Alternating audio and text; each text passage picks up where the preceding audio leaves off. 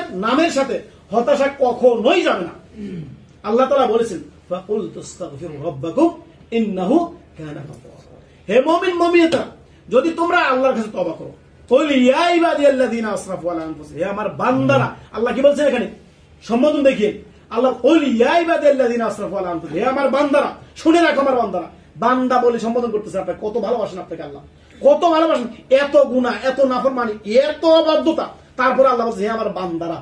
রাসূল সাল্লাল্লাহু আলাইহি সাল্লাম আপনি জানিয়ে দেন আমার বান্দাদেরকে, কুল ইয়া ইবাদিয়াল্লাযিনা আসরাফু আলা আনফুসিহিম, যারা যারা নিজের প্রতি গুনাহ করতে করতে, পাপ করতে করতে, কত পাপ তুমি জানো, তোমার রব জানে, দুনিয়ার কেউ না জানো, তুমি অবশ্যই জানো তোমার কর্মখবর, অবশ্যই তোমার গুনার খবর তুমি জানো, গুনাহ কোথায় করেছো, কোন সময় করেছো, সমস্ত কিছু আল্লাহ তাআলা সূক্ষ্মভাবে লিখে দিয়েছেন। কিরামান কাতিবিন ইয়ালামুনা মা তাফআলুন।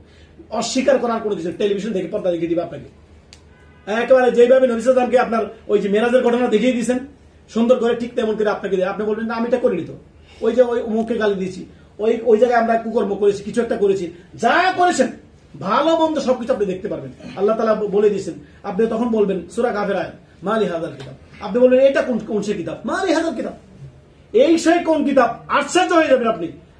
সমস্ত গুনাহ লা ইউগাদিরু সাগীরাতান ওয়ালা কাবীরা ইল্লা আহসাহা ওয়া ওয়াজাদু মা আমিলু হাদিরান ওয়া লা ইয়াযলিমু রাব্বুকা আহাদা। রব কারোর প্রতি জাররা পরিমাণ, বিন্দু পরিমাণ, জাররা পরিমাণ কোনো জুলুম করবেন না। যা আপনি করেছেন, যা আপনি কর্ম করেছেন, তার এক একটি করে পাইপে করে আপনাকে হিসাব করে দেওয়া হবে।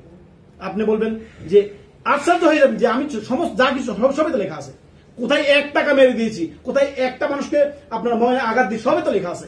সমস্ত কর্ম যখন লেখা আছে তো যাবেন কোথায়, যাওয়ার জায়গা আছে? আপনার গুনাহ আমার জানার দরকার নেই, আমার গুনাহ আপনার জানার দরকার নেই, ওই রব জানছেন। অথবা আপনি লিপিবদ্ধ আছেন, সম্মানিত লেখকদের লিখে রাখছেন, অর্থাৎ নিজের চিন্তা করুন। এখানে আমরা বলবো আল্লাহ তাআলা বলেছেন কুল ইয়া ইবাদিয়াল্লাযিনা আসরাফু আলা আনফুসিহিম, হে আমার বান্দারা শুনে রাখো, যারা নিজেদের প্রতি জুলুম করেছো, লা তাকনাতু মির রাহমাতিল্লাহ, আল্লাহর রহমত থেকে, ওয়া হুয়াল গফুরুল ওয়াদুদ যুল আরশিল মাজিদ ফাআলুল লিমা ইউরিদ, তিনি হচ্ছেন অতি প্রেমময়, অতি ভালোবাসেন তার বান্দাকে। কত ভালোবাসেন বুঝানোর, ওই 99 খুন 100 খুন করা হলো আল্লাহ তাআলা ক্ষমা করে দিয়েছেন, আর আপনি আমি কি করছি, সুবহানাল্লাহ। অতএব এটা করে আবার নিজে আত্মহংকারে ভুগবেন না, নিজেকে সবসময় তুচ্ছ মনে করবেন, আমি যা করছি একেবারে নগণ্য, হয়তো আল্লাহ তাআলা আমাকে ধরে নেবেন, হয়তো আমি আল্লাহর কাছে ধরা খেয়ে যাবো, হয়তো আমি জাহান্নামে চলে যাবো, আল্লাহ তাআলা আমাকে জাহান্নামে দিয়ে দিবেন, এরকম ভাববেন সবসময়। এটা আল্লাহর ভয় আপনার মনে অন্তরে সৃষ্টি করবে, আল্লাহর ভয় সৃষ্টি করবে। এই আয়াতটি সকল মুমিন মুসলিমদের জন্য একটি আশার বাণী দেখায়। এই আয়াতটি কি? আল্লাহ তাআলা বলেন কুল ইয়া ইবাদিয়াল্লাযিনা আসরাফু আলা আনফুসিহিম, হে আমার বান্দারা শুনে রাখো, সবাইকে জানিয়ে দিয়েছেন।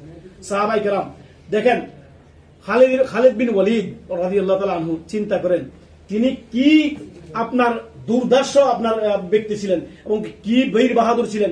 উহুদের যুদ্ধে কতগুলো মুসলিমকে কতল করছেন, চিন্তা করেছেন, একবার কচুকাটা করছেন।